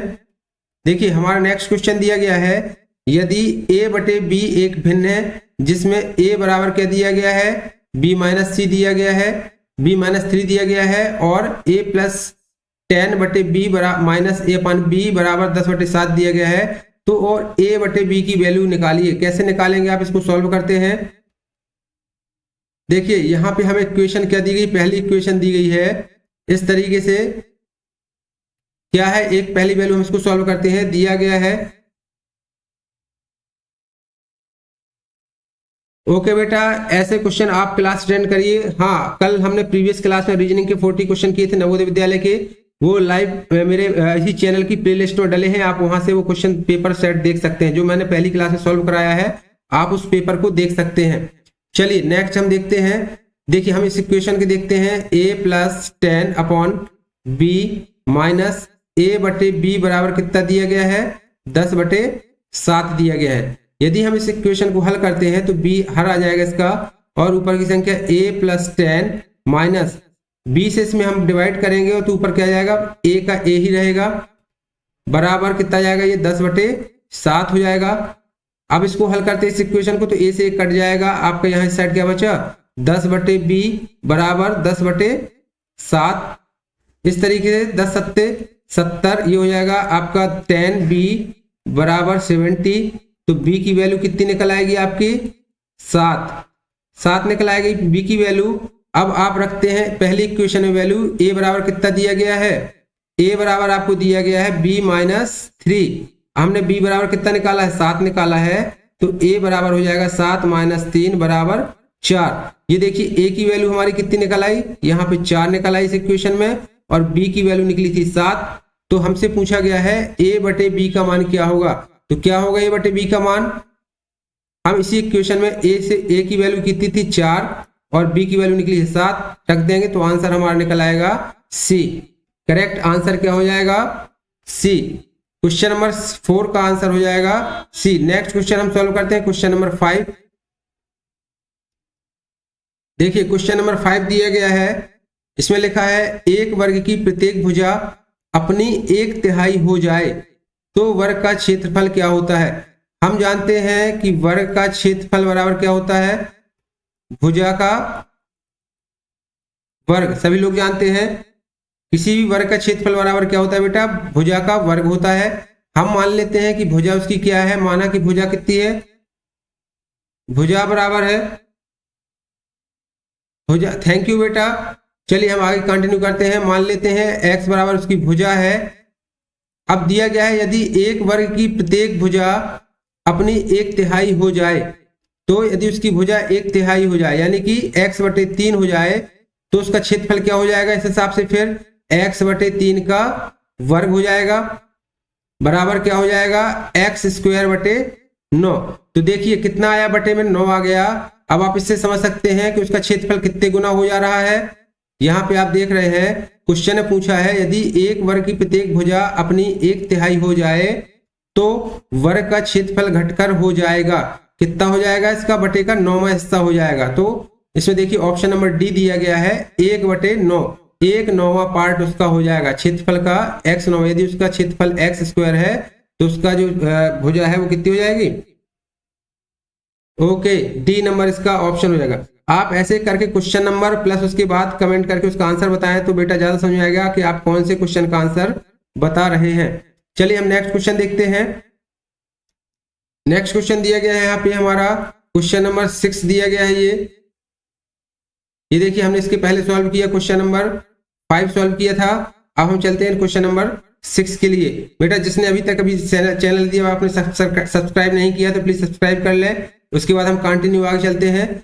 क्वेश्चन में दिया गया है यदि 31, ये देखिए 31 सही, इसको अपन पढ़ते हैं 31 सही 7/16 को दशमलव में परिवर्तित किया जाए तो इसका आंसर क्या होगा? क्या होगा दशमलव में? देखिए 31 को हम ऐसे के ऐसे लिखा रहने देते हैं और 7/16 ये प्रीवियस ईयर का पेपर है। कैसे होगा बेटा, इसको बताते जाइए। डी कौन से उसका ऑप्शन आया है? देखिए 7/16 है तो इसको हम भाग देते हैं। अगर हम 16 से इसमें भाग दें इस तरीके से, जिस तरीके से देते हैं, तो यहाँ क्या आएगा इसका, यहाँ पे दशमलव लग जाएगा तो शून्य हो जाएगा। और 16 3 48, 16 चौको 64, यानी 4 बार जाएगा तो 16 चौको 64 हो जाएगा। 10 में से 4 जाएंगे 6, यहाँ पे बच जाएगा कितना, 0 बच जाएगा। इसी तरीके से फिर से हम इसमें 0 बढ़ा देते हैं तो कितना हो जाएगा, 16 3 48 और 16 चौको 64, यानी 3 बार जाएगा अब तो 16 3 48 हो जाएगा। कितना बचेगा, 10 में से 8 जाएंगे 2, यहाँ बच जाएंगे 1, फिर से 0 लग जाएगा बेटा इसमें तो 16 कितनी बार जाएगा, 16 सत्ते 112 होता है। कितना जाएगा, 10 में से 2 जाएंगी 8, इधर बचेंगी 1 में से 1 जाएंगी 0, यहाँ 0, फिर से 0 लग जाएगा तो 16 पंचे 80। ये देखिए पूरा पूरा भाग चला गया, यहाँ से एंड हो जाएगा। कितना आया, 7/16 का मान आया हमारा 31 पहले से लिखा था, 7/16 का मान आया 0.4375। इस तरीके से इसको हल कर लेंगे और इसका करेक्ट आंसर क्या हो जाएगा, ये देखिए सी नंबर पे दिया गया 31.4375, यही हमारे इसमें करेक्ट आंसर हो जाएगा। समझ में आ रहा होगा होपफुली। चलिए विकी कुमार अच्छा आंसर दे रहे हैं आप, थैंक यू। चलिए अगले चलते हैं हम क्वेश्चन 7 की ओर। क्वेश्चन 7 में दिया गया है, इधर पे क्या लिखा है इसमें, देखिए एक वर्ग का परिमाप उस आयत के परिमाप के समान है जिसकी लंबाई 17 मीटर तथा चौड़ाई 11 मीटर है, तो इस वर्ग का क्षेत्रफल बताइए। 6 का सी, वेरी गुड। चलिए हम 7वें क्वेश्चन को हल करते हैं। एक वर्ग का परिमाप उस आयत के परिमाप के समान है। देखिए वर्ग का परिमाप आपको आना चाहिए और आयत का परिमाप, वर्ग का जो परिमाप होता है वो क्या होता है, 4 गुणे भुजा होता है। आयत का परिमाप क्या होता है बेटा, 2 गुणे लंबाई धन चौड़ाई होता है। इस तरीके से इसका फार्मूला होता है, आपको पता है। तो इसी फार्मूले के आधार पर हम इसको हल करेंगे। अब यहाँ क्या दिया गया, एक वर्ग का परिमाप आयत के परिमाप के समान है जिसकी लंबाई और चौड़ाई क्या दी गई है, तो आयत की दी गई लंबाई चौड़ाई, तो 2 गुणे लंबाई है 17 प्लस और इसकी बी की क्या है, चौड़ाई क्या दी गई है 11 मीटर, बराबर कितना हो जाएगा, ये 2 गुणे 7 और 1 8, 1 1 2 28, बराबर कितना हो जाएगा 56 हो जाएगा। ये देखिए परिमाप इसका कितना निकला, 56 निकला। अब यही कह रहा है एक वर्ग का परिमाप उस आयत के परिमाप के समान है, तो इसका जो वर्ग का परिमाप है ये बराबर होगा 56 के, क्योंकि दोनों बराबर है। तो 4 गुणे भुजा बराबर क्या हो जाएगा आपका 56 हो जाएगा। तो भुजा बराबर कितना निकल आएगा आपका, भुजा बराबर निकल आएगा 56/4 और 14 चौको 56, यानी 14 आया इसका आंसर। तो वर्ग का क्षेत्रफल बताना है आपको। देखिए अभी क्षेत्रफल पूछा है ना कि उसकी भुजा, तो क्षेत्रफल बराबर क्या होता है, भुजा का वर्ग होता है क्षेत्रफल बराबर। तो 14 गुणे 14 कितना हो जाएगा, 14 गुणे 14 आपको मालूम है 14 गुणे 14, 14 का वर्गमूल क्या होता है 196। करेक्ट आंसर हो जाएगा इसका नंबर ए। क्वेश्चन नंबर 7 का समझ में आ रहा है तो यस करके बताएं बेटा। जो भी बच्चे ऑनलाइन है प्लीज कमेंट करके बताते जाएं, साथ में मेरे सॉल्व करते जाएं क्वेश्चंस को। काफी अच्छी प्रैक्टिस होगी। क्या है साथ में बैठ के कोई भी आप अपने फ्रेंड्स के साथ सॉल्व करें कोई भी क्वेश्चन, या मेरे साथ सॉल्व करें, पढ़ाई साथ में बैठ के करने ज्यादा आनंद आता है ना। तो हम इसी तरीके से साथ में आपसे एज ए फ्रेंडली हम साथ में बैठ के और अपनी तैयारी करेंगे। और आप जो भी तैयारी करें, चाहे वो नवोदय की, सैनिक स्कूल की हो या एकलव्य मॉडल स्कूल की हो, हम उसको क्रॉस करके दिखाएंगे। ठीक है, चलिए हम करते हैं next question. Very good. Seventh का ऑप्शन ए आएगा बेटा 196। बी तो उसकी भुजा है और उसका स्क्वायर रूट निकालना है हमें। क्षेत्रफल पूछा गया है वर्ग का, तो 14 गुणे 14 196 हो जाएगा। ठीक है, चलिए नेक्स्ट क्वेश्चन देखते हैं। नेक्स्ट क्वेश्चन में लिखा है, देखिए यदि 4392 भागे 3.66 बराबर है किसके, 1200 के, तो इसका आंसर इसका बताना है आपको कि इसकी वैल्यू क्या होगी। यानी कि 439.2 भागे 36.6 की वैल्यू किसके बराबर होगी। चलिए इसको हम सॉल्व करते हैं। यदि इस तरह की कोई संख्या दी गई हो आपको कभी भी, तो आपको क्या कर लेना है इसके लिए, देखिए आपको इसमें इसको जब भाग से कोई भी इंटू करते हैं तो 4392 भाग का गुणा हो जाएगा और ये संख्या क्या हो जाती है, पलट जाती है, तो 366 हट जाएगा दशमलव, तो ऊपर 2 शून्य बढ़ जाएंगे बेटा, ठीक है ना। आप जब इसको हल करते हैं तो इसको हल करने के बाद आपका आंसर कितना आ रहा है, 1200 आ रहा है। शॉर्ट ट्रिक्स बता रहा हूं, अच्छे से समझ लेना, बहुत ही इजी शॉर्ट ट्रिक्स से, आपको गुणा भाग कुछ नहीं करना है, सिर्फ आपको समय बचाना है। एग्जाम पेपर नवोदय का ऐसा होता है कि आपको समय मैनेजमेंट भी करना पड़ता है, टाइम मैनेजमेंट। अब देखिए इसको यदि हम इसी तरीके से हल करते हैं तो 439.2 लिखा है, भाग का गुणा करेंगे और इसको हम 36 ये पलट जाएगी संख्या, तो कितना हो जाएगा बेटा, 1/36.6। अब आप इसका दशमलव हटाएंगे तो एक अंक है दशमलव के बाद, तो एक शून्य ऊपर बढ़ जाएगा और इसका भी दशमलव हटा देंगे तो यहाँ नीचे 10 आ जाएगा, कट जाएगा, 10 में से 10 कट जाएगा बेटा, क्लियर है। अब आप सोचिए कि यहाँ पे वही संख्या, ये भी वही संख्या, देखिए 4392 और नीचे 366 है, यहाँ भी 4392 है और यहाँ 366 है। यहाँ पे सिर्फ कितना था, 2 जीरो का इंटू हो रहा था, एक्स्ट्रा 2 जीरो का इंटू हो रहा था, तो हमारा आंसर 1200 आ रहा था। अब यहाँ पे एक भी जीरो नहीं है तो क्या आंसर आएगा, केवल यहाँ पे 1200, यानी 366 का जब आप इसे भाग देंगे तो आपका आंसर क्या आएगा, 12 ही आएगा। ओके, समझ में आई है ट्रिक्स। ओके, आप इतना मल्टीप्लिकेशन करेंगे, यदि डिवाइड करेंगे पॉइंट की संख्या का तो काफी समय बर्बाद होगा। इस तरीके से आप इसको हल करेंगे तो आपके समय की बचत होगी। चलिए हम नेक्स्ट क्वेश्चन करते हैं। नेक्स्ट क्वेश्चन हमारा 9th नंबर का है। एक आयताकार प्लाट का क्षेत्रफल कितना है, 616 वर्ग मीटर है, जबकि इसकी चौड़ाई 22 मीटर है। इसके चारों ओर 7 रुपया 50 पैसे 7 रुपए 50 पैसे प्रति मीटर की दर से बाड़ी लगवाने पर कितना खर्च आएगा। चलिए इसको सॉल्व करते हैं साथ में सब लोग। 8 का आपने बताया है बेटा, 8 का क्या बताया है, ए, वेरी गुड, 8 का ए ही आएगा, वेरी गुड। चलिए नेक्स्ट क्वेश्चन देखते हैं। 9th क्वेश्चन में एक आयताकार प्लाट का क्षेत्रफल, देखिए आयताकार प्लाट का क्षेत्रफल है और जबकि उसकी चौड़ाई कितनी दी गई है, 22 मीटर दी गई है। आयत का आपको आना चाहिए कि आयत का क्षेत्रफल क्या होता है, नोट कर लीजिए, आयत का क्षेत्रफल होता है लंबाई गुणे चौड़ाई होता है। यहाँ पे आपको क्या दी गई है, चौड़ाई दी गई है और उसका क्षेत्रफल भी दिया गया, तो क्षेत्रफल की जगह 616 हो जाएगा। लंबाई आपको पता करनी है, गुणे चौड़ाई आपको दी गई है 22 मीटर। तो इस फार्मूले से यदि आप सॉल्व करेंगे तो आपकी लंबाई कैसे निकल आएगी, इसकी देखिए लंबाई इसकी निकल आएगी, यही लिखा रहने देते हैं और ये 22 को इसमें क्या कर देते हैं, हम इसमें भाग दे देते हैं। 22 के यदि से भाग देंगे तो क्या हो जाएगा, देखिए 2 1 कम 2 2 1 कम 2 और 2 3 6 और 2 8 16, 11 से इसको काटते हैं तो 11 दूनी 22 और 11 8 88, कितना आया 28। बेटा हमें लंबाई कितनी मिल गई, इसकी लंबाई बराबर हो गई 28 मीटर, क्लियर है। अब उससे हमसे क्या पूछ रहा है, उसके चारों ओर 7.5 रुपए प्रति मीटर की दर से बाड़ी लगवाना है। यदि चारों ओर लगवाना है, खेत हमारा आयत है इस तरीके से, तो चारों ओर जब बाड़ी लगानी है इसका मतलब हमें उसका परिमाप पता होना चाहिए, बाहरी सीमा पता होनी चाहिए। तो परिमाप बराबर क्या होता है, परिमाप बराबर होता है 2 गुणे लंबाई प्लस चौड़ाई होती है। अभी आपने देख लंबाई निकाल ली, चौड़ाई आपको पहले से दी गई थी, रख दीजिए फार्मूला में। तो 2 गुणे लंबाई कितनी है इसकी 28 प्लस चौड़ाई दी गई है आपकी 22, इन दोनों को प्लस कर देंगे, कितना जाएगा 28 और 22, देखिए 2 8 2 10 की 0, 2 2 4 1 5, 50 बराबर 100। ये 100 मीटर क्या आ गई, इसकी परिमाप आ गई। अब हमसे क्या पूछा गया है बेटा, इससे पूछा गया है कि यदि 7.5 रुपए प्रति मीटर की दर से इसमें बाड़ी लगानी हो तो कुल खर्चा कितना आएगा। देखिए तो हमें कितनी दी गई है, 7 रुपए 50 पैसे प्रति मीटर दी गई है, प्रति मीटर। तो हमारा कुल रकबा कितना है 100 मीटर, तो 100 गुणे 7.50 कर देंगे तो कितना हो जाएगा, 2 शून्य बढ़ जाएंगे यहाँ पे, यानी कि यहाँ दशमलव लग जाएंगे, 2 अंक बाद दशमलव लग जाएगा, तो 750 रुपए टोटल कितना हो जाएगा, 750 रुपए का आपका टोटल खर्च आएगा। इस क्वेश्चन का ऑप्शन 4 ऑप्शन नीचे दिए गए हैं, ये देखिए 4 ऑप्शन दिए गए हैं, तो हमारा 700 ऑप्शन 750 डी नंबर में है, करेक्ट ऑप्शन डी हो जाएगा। क्वेश्चन नंबर 9 का ऑप्शन क्या हो जाएगा, देखिए क्वेश्चन नंबर 9 पे दिया गया था हमें कितना उसका खर्च आएगा, तो टोटल 750 रुपए इसका आंसर आ जाएगा। चलिए नेक्स्ट क्वेश्चन हम देखते हैं। क्वेश्चन नंबर 10 दिया गया है, फिर इसके बाद 10 11 12 दिया गया, 13 दिया गया, हम चारों क्वेश्चन अभी सॉल्व करेंगे। चलिए ओके विकी, थैंक यू, आप जवाब दे रहे हैं, सॉल्व करते चलिए, इसी तरीके से अच्छी प्रैक्टिस होगी आपकी।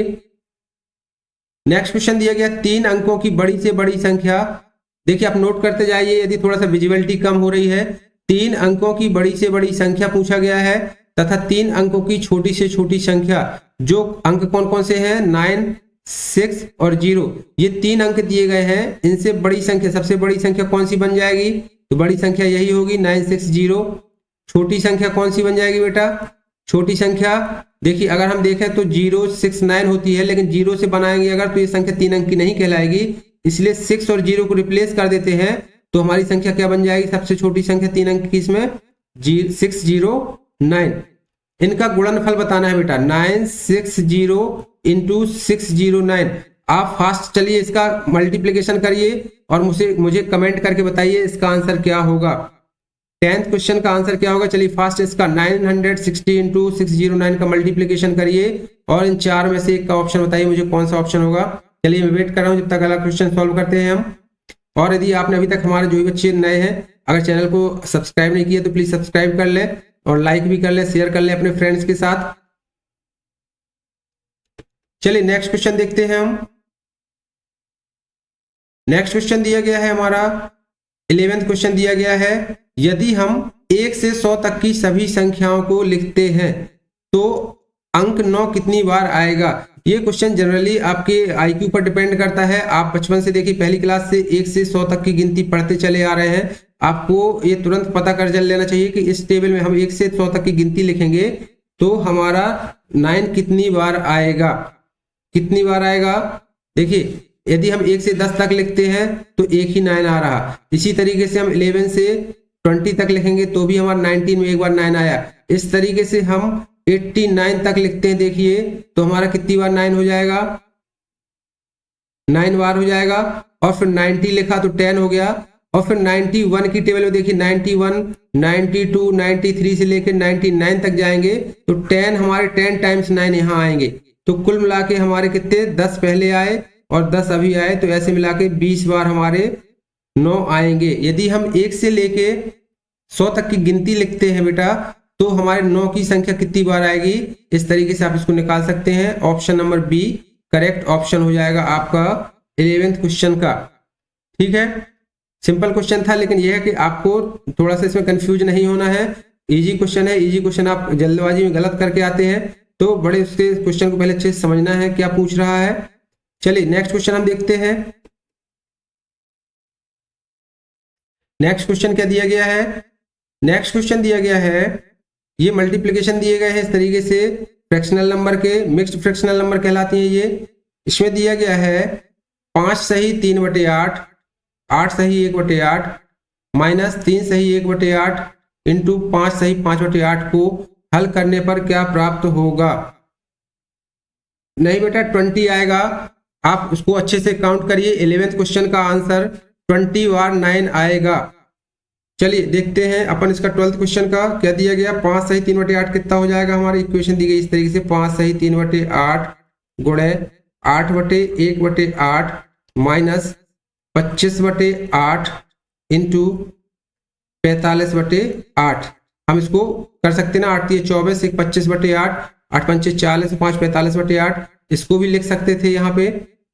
चलिए तो 5 × 15 8 × 5 40 3 43 इसका हो जाएगा /8 गुणे 8 × 8 64 1 65/8 माइनस 25 गुणे 45 करेंगे यहाँ पे तो कितना हो जाएगा। देखिए 25 पंचे कितना होता है, यहाँ है 8 × 64 1 65, यहाँ ये 65 है, ये 65 है और ये इस तरीके से इसका गुणा करेंगे तो 25 पंचे 125 का 5 हाथ से लाई 12, 25 चुको 100 और 12 कितने हो जाएंगे 100 और 12 112 यानी 1125/8 या 64 यहाँ हो जाएगा। इसी तरीके से आप 43 × 65 कर लेंगे, जो भी इसका आंसर आएगा वो आप लिख लीजिए। इस तरीके से आपको कैलकुलेशन करना है। कैलकुलेशन पार्ट में आपको स्ट्रांग रहना है एग्जाम के टाइम पे।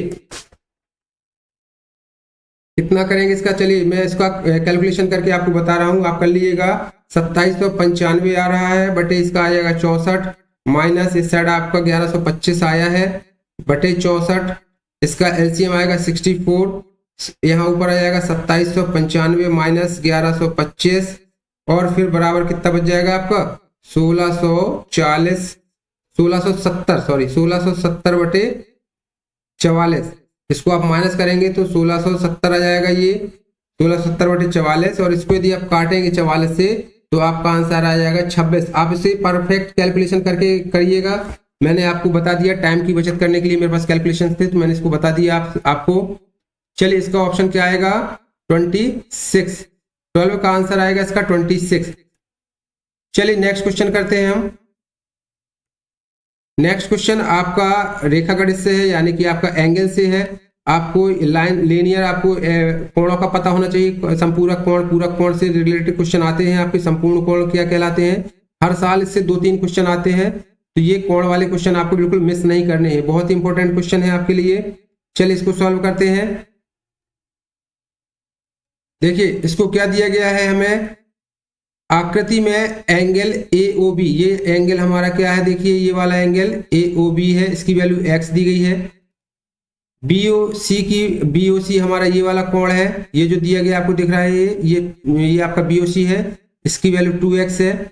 COD कोण दिया गया, COD ये कोण जो दिया गया है बेटा ये 4x लिखा है यहाँ पे। और DOE यानी कि जो DOE ये वाला कोण है ये कितना दिया गया है, ये देखिए यहाँ पे 6x लिखा है।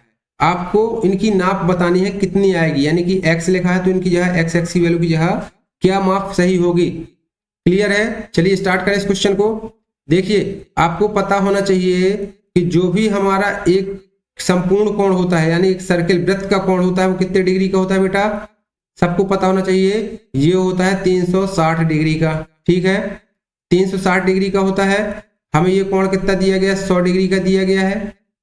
हमें सभी कोण दिए गए हैं, सभी कोण दिए गए हैं 360, ये हमें टोटल मिला के देखना है। देखिए कितना है, 6x पहला कोण लिख लेते हैं, प्लस 4x लिख लेते हैं, प्लस 2x लिख लेते हैं, प्लस x लिख लेते हैं और प्लस 100 लिख लेते हैं। ये सभी कोण मिला के बेटा कितने होंगे, ये सभी कोण मिलके होंगे आपके 360 डिग्री। नेट स्लो चल रहा है, चलिए यार इसका मैं क्या सॉल्यूशन करूं, नेट चलिए ओके, थोड़ी समय हो सकता सही हो जाएगा नेट, वेट करिए, थोड़ा सा कंटिन्यू रहिए, लेकिन मिस मत करिएगा, आप स्किप मत करिएगा, वेट करिए, इंतजार का फल मीठा होता है। आप मुझे अच्छा लगा, आप बच्चे कंटिन्यू हुए, विकी कुमार वेरी वेरी बहुत बहुत धन्यवाद आपको। चलिए इस तरीके से मैसेज करके बताते रहिएगा, कंटिन्यू रहा करिए क्लास में। देखिए आपको आप कोई भी कोचिंग क्लास में जाते हैं तो आपको कुछ ना कुछ तो फीस पे करनी पड़ती है। मैं यहाँ पे सिर्फ आपसे समय मांगता हूँ और मैं आपके साथ हूँ, आपकी तैयारी के साथ हूँ, बिल्कुल फ्री ऑफ कॉस्ट तैयारी है, केवल समय दीजिए मुझे। थोड़ा सा यदि प्रॉब्लम भी चल रही नेट की तो उसको इग्नोर करिए, थैंक यू। चलिए हम इसको आगे सॉल्व करते हैं। देखिए ये कितना हो गया, 6x 4x 2x और x कितने हो गए, ये 6 4 10 2 12 13x प्लस 100 बराबर 360। तो 13x बराबर कितना हो जाएगा, 100 से हट जाएगा, माइनस हो जाएगा तो कितना बच जाएगा 260। तो x बराबर कितना हो जाएगा, x बराबर हो जाएगा आपका 260/13, यानी 13 दूनी 26 20। x की वैल्यू कितनी आ गई बेटा, 20 आ गई। ये देखिए हमारा ये जो AOB कोण है, x की जगह कितना हो जाएगा 20 हो जाएगा, 2x की जगह क्या हो जाएगा 20 दूनी 40 हो जाएगा, 4x की जगह क्या हो जाएगा 20 चौको 80 हो जाएगा, और 6x की जगह क्या हो जाएगा 20 छक्का 120। तो आंसर आपका निकल के आ गया सामने। पहले आपको पूछा गया क्रम से, पूछा गया क्रम से लिखेंगे तो पहला देखिए 20 होगा, दूसरा 40, तीसरा 80 और 120। देखिए पहले क्वेश्चन में ए नंबर पे देखिए 20 40 80 और 120, समझ में आया। चलिए ओके, हम कंटिन्यू करते हैं अपने नेक्स्ट क्वेश्चन नंबर 14 को। ये 14 क्वेश्चन दिया गया है, इसको कंटिन्यू करते हैं। देखिए क्वेश्चन दिया गया है इसमें 30009 का मान वही है जो कि इन ऑप्शंस में से दी गई है संख्याओं को 30, 10,000 तथा 9 दहाई। आपको हिंदी अंक आते हैं, देखिए इसको क्या कहते हैं, इकाई कहते हैं। ये आपका दहाई है ना, ये इकाई है, और ये आपका सैकड़ा है, सबको पता है, ये हजार है और ये 10,000 है। तो इसी तरीके से देखिए 30, 10,000 9 दहाई में नहीं है, 9 हमारा कहाँ है इकाई में, तो ऑप्शन यही गलत हो गया। दूसरा है 30,000 तथा 9 सैकड़ा, तो ये भी गलत है। 3 10,000 तथा 9 इकाई, 3 10,000 तथा 9 दहाई, तो देखिए चौथे नंबर में 9 दहाई में तो है ही नहीं, 9 हमारे इकाई में है, तो हमारा यही ऑप्शन हो जाएगा। 3 10,000 के स्थान पे है और 9 इकाई के, तो करेक्ट ऑप्शन क्या हो जाएगा? 14th क्वेश्चन का आंसर हो जाएगा हमारा ऑप्शन नंबर सी। समझ में आया? चलिए ओके, कंटिन्यू करते हैं हम आगे क्वेश्चंस को। इस क्वेश्चन को हमने सॉल्व किया, देखिए एक बार और देख लीजिए। इसमें आपका ऑप्शन नंबर क्या हो जाएगा? इसका सी हो जाएगा। चलिए नेक्स्ट क्वेश्चन करते हैं हम। नेक्स्ट क्वेश्चन हमारा 15th नंबर का है। 15th क्वेश्चन में दिया गया है एक संख्या के अंकों का जोड़, क्या दिया गया है? यदि एक संख्या के अंकों का जोड़ संख्या से घटाया जाता है तो परिणामी संख्या सर्वदा भाज्य होगी। ये भाज्य का नियम यानी विभाज्यता के नियम आपको आने चाहिए।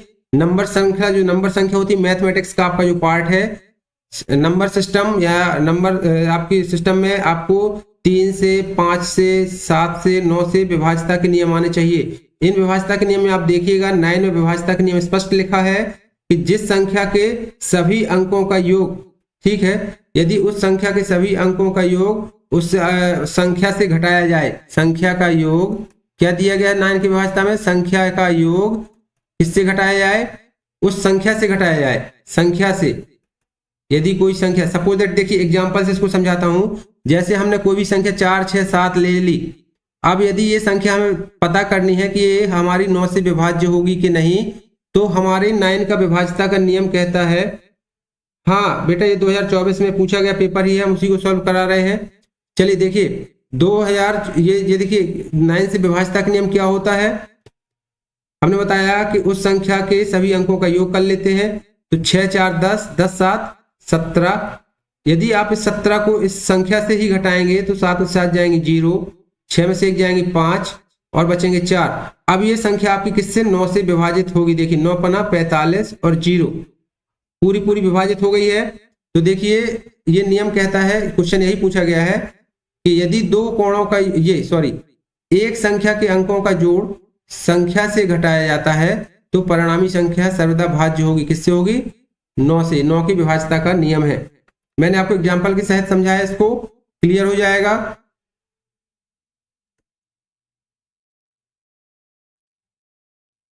चलिए नेक्स्ट क्वेश्चन हम देखते हैं। ये आपका कोणों से संबंधित फिर से एक क्वेश्चन आ गया।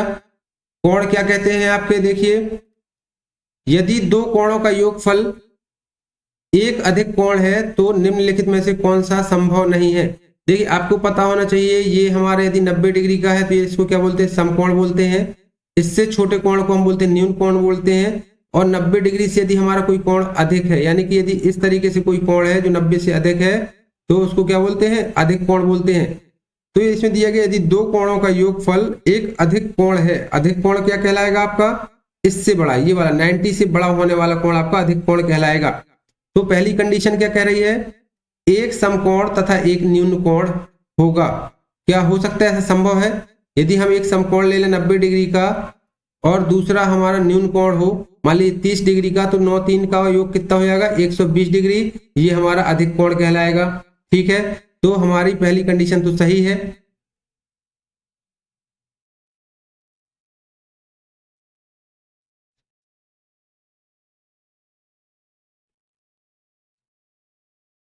चलिए ओके, बी नंबर देखते हैं। एक अधिक कोण तथा एक न्यून कोण, एक अधिक कोण तथा एक न्यून कोण।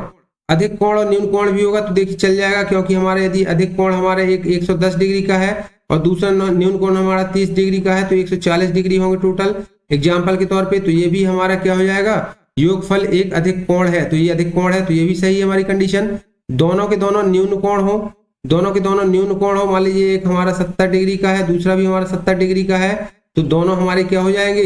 ये हमारा न्यून कोण, ये हमारा अधिक कोण बन जाएगा 140 डिग्री का, ये भी बन जाएगा। नेक्स्ट क्वेश्चन दिया गया हमारा दो समकोण, दोनों यदि हमारे 90 डिग्री के कोण हो जाएंगे, ये देखिए दोनों 90 डिग्री के कोण हो जाएंगे तो 180 डिग्री आ जाएगा। इसको हम क्या कहते हैं? अधिक कोण ना कह के समपूरक कोण कहते हैं, यानी कि 180 डिग्री का कोण। तो ये हमारी कंडीशन यहाँ पे गलत हो जाएगी, तो हमारा ऑप्शन नंबर हो जाएगा डी। क्वेश्चन नंबर 16 का ऑप्शन हो जाएगा डी। मेरा पेपर देखिए बच्चों, मेरा मकसद पेपर को सॉल्व कराना नहीं, उसके बेसिक्स को समझाना है, ताकि इस तरीके से क्वेश्चन आता है तो आपको उसका समझ में हो कि हाँ हम इसको किस तरीके से इसका सॉल्यूशन फाइंड कर सकते हैं। तो आपको समझ में आया होगा कि हम अधिक कोण न्यून कोण से जुड़ी हुई क्वेश्चंस को जुड़े हुए क्वेश्चंस को कैसे सॉल्व कर सकते हैं। समझ में आ रहा है? चलिए नेक्स्ट क्वेश्चन हम देखते हैं 17th क्वेश्चन। 17th क्वेश्चन में दिया गया है सुमित का भार 107 किलोग्राम है तथा संजय का भार 82 किलोग्राम है।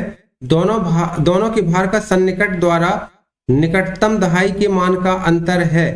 ऐसे क्वेश्चन में क्या करना पड़ता है आपको? देखिए सुमित का भार 107 किलोमीटर है 107 किलोग्राम है और इसका 82 किलोग्राम है, तो सन्निकट मान क्या कहलाते हैं? देखिए जैसे 107 है तो इसके पूर्णांक जो 10 के गुणज में होगी, जो संख्या 10 के मल्टीपल में होगी वो उसका सन्निकट मान कहलाता है। तो इसका सन्निकट मान क्या हो जाएगा? 110।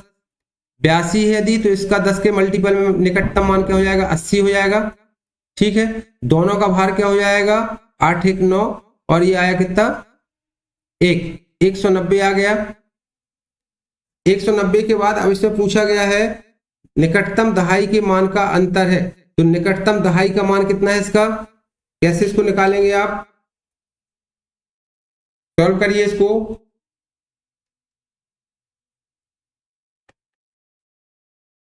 कितना आया इसका आंसर?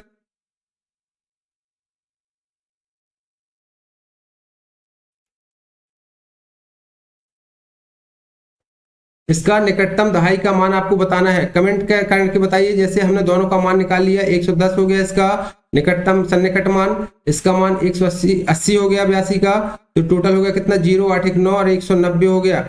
इसका निकटतम मान इसका 2 से भाग कर दीजिए तो देखिए कितना आया इसका? 2 नाम 18 और 2 पंचे 10, तो इसका 95 का निकटतम मान क्या होगा? आपका सन्निकट मान 100 होगा। तो हमारा करेक्ट ऑप्शन क्या हो जाएगा? इसका 100 हो जाएगा। करेक्ट ऑप्शन हो जाएगा हमारा नंबर बी। चलिए नेक्स्ट क्वेश्चन देखते हैं हम 18 नंबर का क्वेश्चन। 18 क्वेश्चन देखते हैं। ये आपका दंड आलेख से संबंधित क्वेश्चन है। ये देखिए नीचे स्क्रीन में दिखाई दे रहा होगा आपको, ये इस तरीके से इसका दंड आलेख बना है, यानी ग्राफ चार्ट बना हुआ है। ये ग्राफ चार्ट बना हुआ है। क्वेश्चन पूछा गया है कि यदि विभिन्न देशों की क्रिकेट टीमों द्वारा एक वर्ष में खेले गए मैचों की संख्या दर्शाता है, ऑस्ट्रेलिया की टीम द्वारा पाकिस्तान की टीम से कितने मैच अधिक खेले गए। इस आरेख में आपको बताना है कि ऑस्ट्रेलिया की टीम द्वारा पाकिस्तान से कितने अधिक मैच खेले गए। देखिए ये खेले गए मैचों की संख्या साइड, ये जो एरो दिख रहा है इसमें आपको खेले गए मैचों की संख्या दिख रही है, यहाँ टीमों के नाम लिखे हैं। तो ऑस्ट्रेलिया ने कितने मैच खेले बेटे? यहाँ पे देखिए 32, और पाकिस्तान ने कितने खेले? यहाँ पे 24। दोनों को माइनस कर दीजिए तो 32 में से 24 घटाएंगे तो कितना हो जाएगा? 8। यानी कि ऑस्ट्रेलिया ने कितने मैच ज्यादा खेले? 8 मैच ज्यादा खेले बेटा। ठीक है, इसके बाद हम अगला क्वेश्चन देखते हैं 19th नंबर का।